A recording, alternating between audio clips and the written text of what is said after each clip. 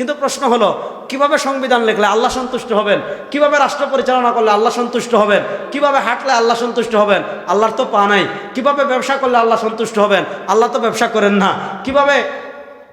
কিভাবে নেতৃত্ব দিলে, কিভাবে দেশ চালালে আল্লাহ তাআলা সন্তুষ্ট হবেন? আল্লাহ তাআলা তার এরকম দেশ নাই। আল্লাহ তাআলা রব্বুল আলামিন, সারা জাহানের তিনি মালিক। আল্লাহ বলেন, মাই ইউতির রাসূলা ফাকাদ আতা আল্লাহ। শুনো, কিভাবে হাঁটলে আল্লাহ সন্তুষ্ট হবেন জানো? দেখো কিভাবে সরওয়ারে দু আলম সাল্লাল্লাহু আলাইহি ওয়াসাল্লাম হেঁটেছেন। তোমার হাঁটা যদি সরওয়ারে দু আলম সাল্লাল্লাহু আলাইহি ওয়াসাল্লামের হাঁটার সাথে মিলে, তাহলে তুমি আল্লাহর পথে আছো। কিভাবে খেলে আল্লাহ সন্তুষ্ট হন? দেখো তোমার খাওয়া সরওয়ারে দু আলমের খাবার সাথে মিলছে কিনা।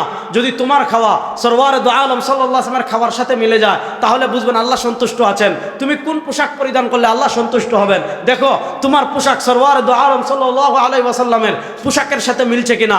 যদি মিলে যায়, বুঝবেন তুমি আল্লাহর পথে আছো। তোমার চেহারা আল্লাহর সন্তুষ্টি মতে আছে কিনা। দেখো তোমার চেহারা সরওয়ারে দু আলম সাল্লাল্লাহু আলাইহি ওয়াসাল্লামের চেহারার সাথে মিলে কিনা। যদি তোমার চেহারা সরওয়ারে দু আলম সাল্লাল্লাহু আলাইহি ওয়াসাল্লামের চেহারার সাথে মিলে যায়, তুমি আল্লাহর পথে আছো। তোমার ব্যবসা আল্লাহ তাআলার সন্তুষ্টি অনুযায়ী আছে কিনা। দেখো তোমার ব্যবসা সরওয়ারে দু আলম সাল্লাল্লাহু আলাইহি ওয়াসাল্লাম যেভাবে ব্যবসা করার কথা বলেছেন ওইভাবে হচ্ছে কিনা। ওইভাবে যদি হয়, তুমি আল্লাহর সন্তুষ্টি পথে আছো। তোমার রাজনীতি আল্লাহর সন্তুষ্টি অনুযায়ী হচ্ছে কিনা। দেখো তোমার রাজনীতি সরওয়ারে দু আলম সাল্লাল্লাহু আলাইহি ওয়াসাল্লামের রাজনীতির সাথে মিলে কিনা। তোমার রাষ্ট্র পরিচালনা আল্লাহর পথে হচ্ছে কিনা। বুঝবেন কেমনে? দেখো তোমার রাষ্ট্র পরিচালনা মদিনাওয়ালার রাষ্ট্র পরিচালনার সাথে মিলে কিনা। তোমার অর্থনীতি সরওয়ারে দু আলমের আল্লাহর সন্তুষ্টি মতো হচ্ছে কিনা। আপনি বুঝবেন কেমনে?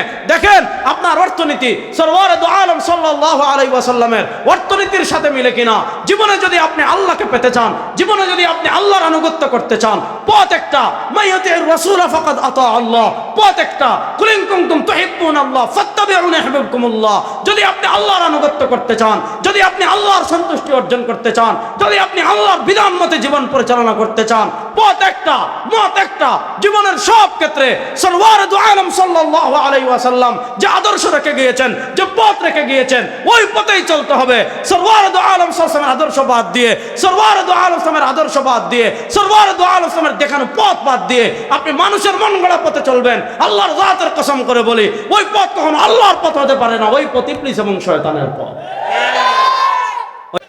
আমরা পৃথিবীর কোন আধিপত্যবাদকে ভয় পাই না। এদেশের 14 কোটি মুসলমানের বসবাস। এই 14 কোটি মুসলমান যদি আমরা ঐক্যবদ্ধ থাকি, 14 কোটি মুসলমান যদি আমরা হাতে হাত মিলিয়ে থাকি, 14 কোটি মুসলমান যদি আমরা মানচিত্র রক্ষার জন্য তৈরি থাকি, ভারত আমাদের দিকে হাত বাড়ালে দিল্লি পর্যন্ত আবার কালেমার পতাকা উড়বে ইনশাআল্লাহ। ওই ভারতরে আমরা ডরাই না। ওরে বাপ রে বাপ, ভাদ্র মাসের কুকুর কামড় দিলে মানুষ আগে পাগল হয়ে যেত। বুঝেন নাই? আমরা ছোটবেলায় শুনতাম যে ভাদ্র মাসের কুকুর কামড় দিলে মানুষের মগজে বাচ্চা হয়, ঠিক না? তো এই জন্য ছোটবেলায় আগে মানুষ ভাদ্র মাসের কুকুর কামড় দিত। ভারতের লেডি ফেরাউন বাংলাদেশ থেকে পালিয়ে যাওয়ার পর ভারতের সাংবাদিক সবগুলারে মনে হইতেছে একসাথে 15টা পাগলা কুত্তা কামড় দিছে। ভাই তুই খবর পড়বি, চেয়ারে বৈশা ধীরে স্থিরে পড়, ঠিক না?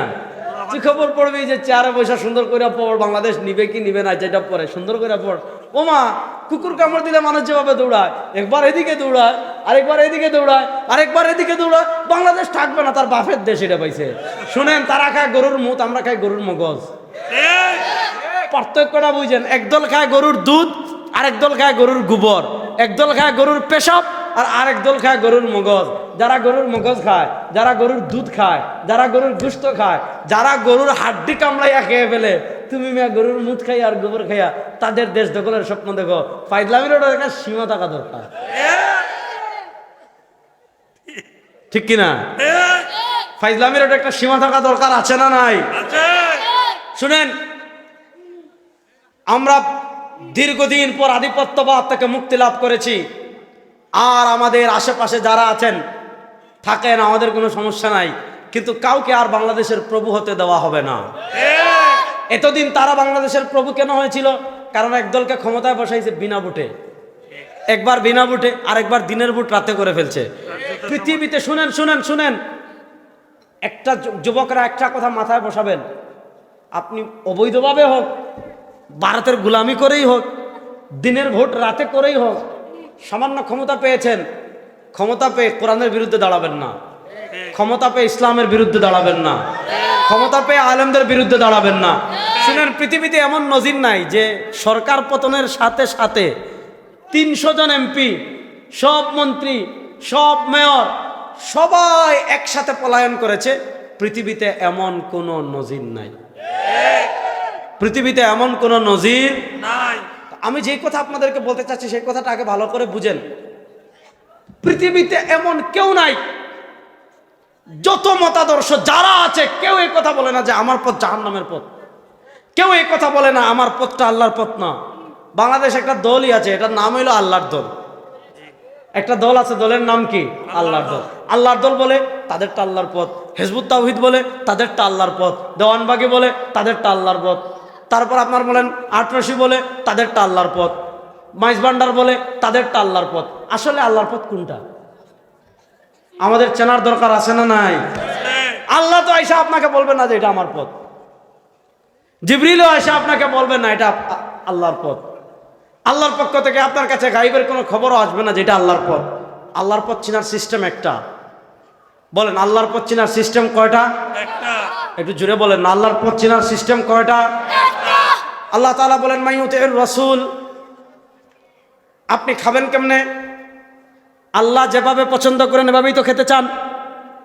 আপনি হাঁটবেন কেমনে? যেভাবে হাঁটলে আল্লাহ সন্তুষ্ট হন এভাবে হাঁটতে চান।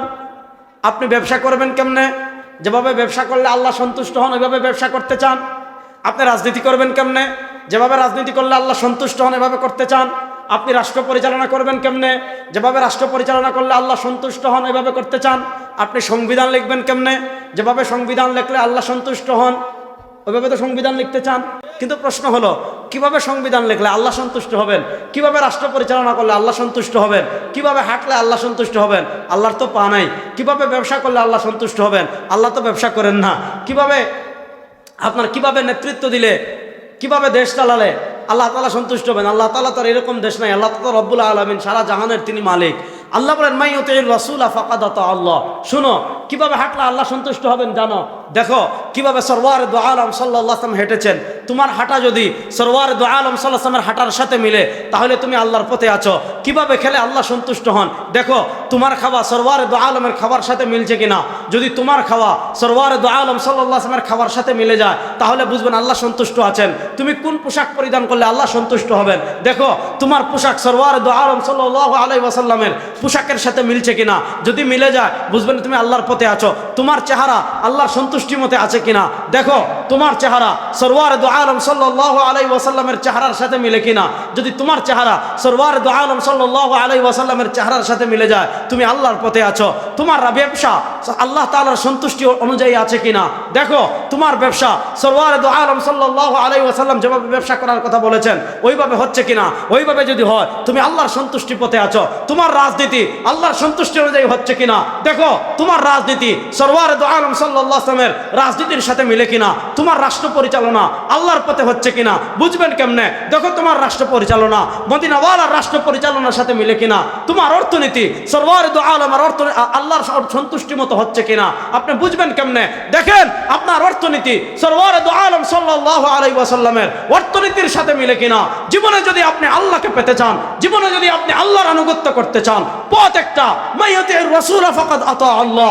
পথ একটা কুল ইন কুনতুম তুহিব্বুনাল্লাহ ফাত্তাবিউনি ইউহিব্বুকুমুল্লাহ। যদি আপনি আল্লাহর আনুগত্য করতে চান, যদি আপনি আল্লাহর সন্তুষ্টি অর্জন করতে চান, যদি আপনি আল্লাহর বিধান মতে জীবন পরিচালনা করতে চান, পথ একটা মত একটা। জীবনের সব ক্ষেত্রে সরওয়ারে দু আলম সাল্লাল্লাহু আলাইহি ওয়াসাল্লাম যে আদর্শ রেখে গিয়েছেন, যে পথ রেখে গিয়েছেন ওই পথেই চলতে হবে। সরওয়ারে দু আলম সাল্লাল্লাহু আলাইহি ওয়াসাল্লামের আদর্শ বাদ দিয়ে, সরওয়ারে দু আলম সাল্লামের আদর্শ বাদ দিয়ে, সরওয়ারে দু আলম সাল্লামের দেখানো পথ বাদ দিয়ে আপনি মানুষের মন গড়া পথে চলবেন, আল্লাহর জাতের কসম করে বলি ওই পথ কখনো আল্লাহর পথ হতে পারে না। ওই পথ ইবলিস এবং শয়তানের পথ। ওই পথ ইবলিস এবং শয়তানের। এবার আপনি একটা করে হিসাব মিলান। আপনি ব্যবসা করছেন, দেখেন তো আপনার ব্যবসা সরওয়ারে দু আলম সাল্লাল্লাহু যা হালাল বলেছেন সেটাকে আপনি ফলো করছেন কিনা। সরওয়ারে দু আলম সাল্লাল্লাহু আলাইহি ওয়াসাল্লাম যা হারাম করে দিয়েছেন সেই হারাম থেকে আপনি বাঁচতে পারছেন কিনা। আপনি রাজনীতি করছেন, রাজনীতির নামে আপনি কোনো বিদেশি প্রভুদের এজেন্ডা বাস্তবায়ন করছেন কিনা, ভারতের গোলামি করছেন কিনা, সেকুলারিজমের পক্ষে লড়াই করছেন কিনা, আজকে যদি কায়কুবাদ সাহেব আসতেন তাহলে উনাকে সামনে রেখে আমি একটা কথা বলতাম, যেহেতু উনার প্রতিনিধিরা আছেন এই কথাটা পৌঁছাই দিবেন যে আবরার সাহেব বলে গিয়েছেন আমাদের ৭২-এর সংবিধানে প্রথম যুক্ত করা হয়েছিল ধর্মনিরপেক্ষতা। এর আগে বাংলাদেশের সংবিধানে ধর্মনিরপেক্ষতা ছিল না। শেখ মুজিব ৭২-এর সংবিধানে ভারতের এজেন্ডা ছিল, এটা ভারতের এজেন্ডা স্বরূপ কি করা হয়েছে, আমাদের সংবিধানে ধর্মনিরপেক্ষতা লেখা হয়েছে। ১৯৭২ থেকে নিয়ে ১৯৭৯ সাল পর্যন্ত আমাদের সংবিধানে ধর্মনিরপেক্ষতা ছিল। শহীদ প্রেসিডেন্ট জিয়াউর রহমান সাহেব ১৯৭৯ সালে সংবিধানের ৫ম সংশোধনী করেছিলেন। সেখানে তিনি ধর্মনিরপেক্ষতা বাদ দিয়ে আল্লাহর উপর পূর্ণ আস্থা এবং বিশ্বাসকে তিনি যুক্ত করেছিলেন। অর্থাৎ যেহেতু ৯২% মুসলমানের দেশ, তিনি ধর্মনিরপেক্ষতা সেকুলারিজমকে বাদ দিয়ে সেখানে আল্লাহর উপর পূর্ণ আস্থা এবং বিশ্বাসকে যুক্ত করেছিলেন। ১৯৭৯ সাল থেকে নিয়ে ২০১০ সাল পর্যন্ত আমাদের সংবিধানের মৌলিক চেতনা ছিল, আমাদের মুক্তিযুদ্ধের মৌলিক চেতনা ছিল আল্লাহর উপর পূর্ণ আস্থা এবং বিশ্বাস। এই দীর্ঘ সময়ের মধ্যখানে ওই ভারতের গোলাম আওয়ামী লীগ মধ্যখানে ১৯৯৬ থেকে ২০০১ সাল পর্যন্ত ক্ষমতায় ছিল। তারাও সাহস করে নাই যে আল্লাহর উপর পূর্ণ আস্থা এবং বিশ্বাসকে বাদ দিতে হবে। কিন্তু ২০০৮-এ যখন ভারতের মদতপুষ্ট হয়ে তারা ক্ষমতায় এসে তারা সবচেয়ে গর্হিত যে কয়েকটা কাজ করেছে তার ভিতরে একটা হলো আমাদের সংবিধান থেকে আল্লাহর উপর পূর্ণ আস্থা এবং বিশ্বাসকে বাদ দিয়ে ওই শহীদ প্রেসিডেন্ট জিয়াউর রহমান সাহেব ১৯৭৯ সালে যুক্ত করেছিলেন। ২০১০ সালে সে দীর্ঘ ৩০ বছর এটা ছিল, ৩১ বছর, এটাকে তারা বাদ দিয়ে আবার সেখানে তারা ধর্মনিরপেক্ষতাকে যুক্ত করেছে। অনেক ত্যাগ রক্তের পর আমরা ফ্যাসিস্ট মুক্ত হয়েছি। এখন বিএনপির জন্য সবচেয়ে বড় যে কয়েকটা দায়িত্ব আছে তার ভিতর একটা দায়িত্ব হলো সংবিধানের সংস্কারের কথা বলা হচ্ছে। যেহেতু শহীদ প্রেসিডেন্ট জিয়াউর রহমান সাহেবই সংবিধানে আল্লাহর উপর পূর্ণ আস্থা এবং বিশ্বাস যুক্ত করেছেন, সুতরাং জাতীয়তাবাদী দল যারা করেন, বিএনপি যারা করেন, তাদের জন্য সবচেয়ে বড় দায়িত্ব হলো শহীদ প্রেসিডেন্ট জিয়াউর রহমান সাহেব সংবিধানে যেটা যুক্ত করেছেন এটা যুক্ত করার পক্ষে ওনাদের আওয়াজ উঠানোর দরকার আছে না নাই? বড় আসতে বললেন আছে, দরকার আছে না নাই? আমাদের মুসলমানদের যদি আল্লাহর উপর পূর্ণ আস্থা বিশ্বাস না থাকে, ইমান থাকবো? বড় আসতে না কইলেন। কেউ যদি বলে আমার আল্লাহর উপর পূর্ণ আস্থা এবং বিশ্বাস নাই, তার ইমান থাকবে? তাহলে আল্লাহর উপর পূর্ণ আস্থা এবং বিশ্বাস, যেহেতু এটা আমাদের ইমান, সুতরাং আল্লাহর উপর পূর্ণ আস্থা এবং বিশ্বাস ৯২% মুসলমানের দেশের সংবিধানে আবার যুক্ত করা হোক, এই দাবির সাথে আপনারা একমত আছেন না নাই? যুবকরা একমত আছো তো সবাই? এখানে এটা নিয়ে আমাদের কোনো দল নাই, এটা নিয়ে আমাদের কোনো মত নাই, এটা নিয়ে আমাদের কোনো ভিন্নতা নাই। আমরা যারা লা ইলাহা ইল্লাল্লাহ পড়ি, আমরা যারা মুহাম্মদুর রাসূলুল্লাহ পড়ি, এটার ভিন্নতা তারাই করেছে যারা ছিল ভারতের দালাল। এরার ভিন্নতা তারাই করেছে যারা ছিল রয়ের টাকা খাওয়া গোলাম। এরার ভিন্নতা তারাই করেছে যারা ছিল মুদির গোলাম। ওই মুদির গোলামদের ভারতের সংবিধান ধর্মনিরপেক্ষতা আর এই দেশে চলবে না। আল্লাহর উপর পূর্ণ আস্থা এবং বিশ্বাস আমাদের সংবিধানে আবার যুক্ত করতে হবে, আবার যুক্ত করতে হবে। একমত আছেন তো যুবকরা? ইনশাআল্লাহ।